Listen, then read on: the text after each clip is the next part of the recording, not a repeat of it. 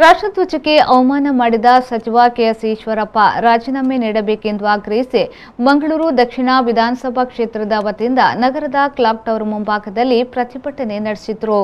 ಮಂಗಳೂರು ದಕ್ಷಿಣ ವಿಧಾನಸಭಾ ಕ್ಷೇತ್ರ ಮಂಗಳೂರು ದಕ್ಷಿಣ ಬ್ಲಾಕ್ ವತಿಯಿಂದ ಮಾಜಿ ಶಾಸಕ ಜೆಆರ್ ಲೋಪೋ ನೇತೃತ್ವದಲ್ಲಿ ರಾಷ್ಟ್ರಧ್ವಜಕ್ಕೆ ಅವಮಾನ ಮಾಡಿದ ಸಚಿವ ಈಶ್ವರಪ್ಪ ರಾಜೀನಾಮೆಗೆ ಆಗ್ರಹಿಸಿ ಪ್ರತಿಭಟನೆ ನಡೆಸಿದರು. ನಗರದ ಹಂಪನಕಟ್ಟೆಯಿಂದ ಕ್ಲಾಕ್ ಟವರ್ವರೆಗೆ ಮೆರವಣಿಗೆ ಹಾಗೂ ಕ್ಲಾಕ್ ಟವರ್ ಬಳಿ ಪ್ರತಿಭಟನೆ ನಡೆಸಿದರು.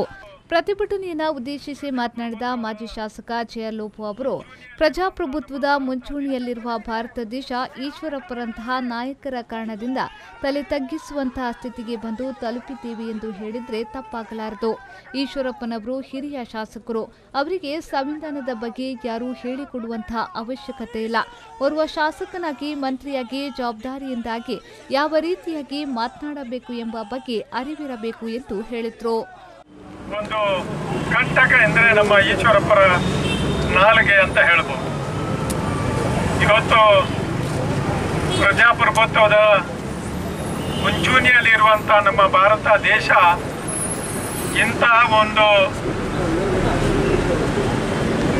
ನೀಚ ನಾಯಕರ ಕಾರಣದಿಂದ ತಲೆ ತಗ್ಗಿಸುವಂಥ ಸ್ಥಿತಿಗೆ ನಾವು ಬಂದು ತಲುಪಿದ್ದೀವಿ ಎಂದರೆ ತಪ್ಪಾಗಲಾರದು. ಈಶ್ವರಪ್ಪರವರು ಒಂದು ಸಾಮಾನ್ಯ ವ್ಯಕ್ತಿ ಅಲ್ಲ. ಅವರೊಬ್ಬರು ಶಾಸಕರು, ಅವರೊಬ್ಬರು ಮಂತ್ರಿಗಳು, ಅದರಲ್ಲೂ ಕೂಡ ಹಿರಿಯ ಶಾಸಕರು. ಅವರಿಗೆ ಸಂವಿಧಾನ ಏನು, ಸರ್ಕಾರ ಏನು, ಪ್ರಜಾಪ್ರಭುತ್ವ ಏನು ಎಂದು ಯಾರು ಹೇಳಿಕೊಡುವಂಥ ಅವಶ್ಯಕತೆ ಇಲ್ಲ.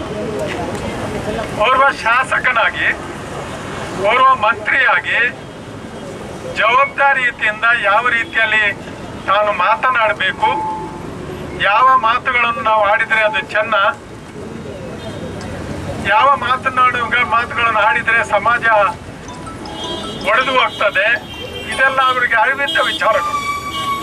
ಆದರೂ ಕೂಡ ಶಾಸಕ ಸ್ಥಾನದಲ್ಲಿದ್ದು, ಓರ್ವ ಮಂತ್ರಿ ಆಗಿದ್ದು, ಅಧಿಕಾರಿಯಾಗಿದ್ದು, ಅಧಿಕಾರ ತೆಗೆದು ಎತ್ತುಕೊಂಡು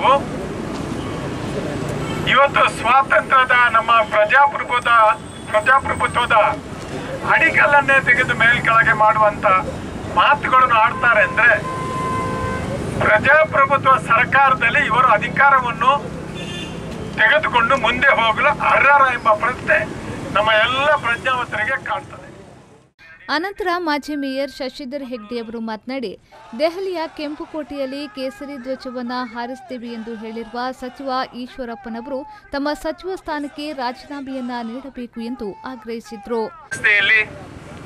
ಸಂವಿಧಾನಬದ್ಧವಾಗಿ ಆಡಳಿತ ತೆಗೆದುಕೊಳ್ಳುವಂತಹ ಸಂದರ್ಭದಲ್ಲಿ ಅವರು ಶಾಸಕರಾಗಿ ಪ್ರತಿಜ್ಞಾವಿಧಿ ತೆಗೆದುಕೊಂಡು ನಂತರ ಸಚಿವರಾಗಿ ಪ್ರತಿಜ್ಞಾವಿಧಿ ತೆಗೆದ ನಂತರ ಪ್ರಜಾಪ್ರಭುತ್ವ ವ್ಯವಸ್ಥೆಯಲ್ಲಿ ಅವರು ಅದಕ್ಕೆ ತಕ್ಕದಾದ ರೀತಿಯಲ್ಲಿ ನಡೆದುಕೊಂಡು ಬರಬೇಕು.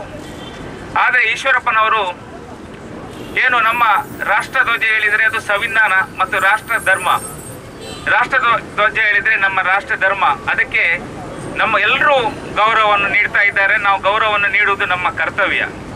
ಅದಕ್ಕೆ ತದ್ವಿರುದ್ಧವಾಗಿ ಈಶ್ವರಪ್ಪನವರು ಏನು ದೆಹಲಿಯ ಕೆಂಪುಕೋಟೆಯಲ್ಲಿ ನಾವು ಕೇಸರಿ ಧ್ವಜವನ್ನು ಹಾರಿಸ್ತೇವೆ ಎಂಬ ಹೇಳಿಕೆಯನ್ನು ಕೊಟ್ಟಿದ್ದಾರೆ.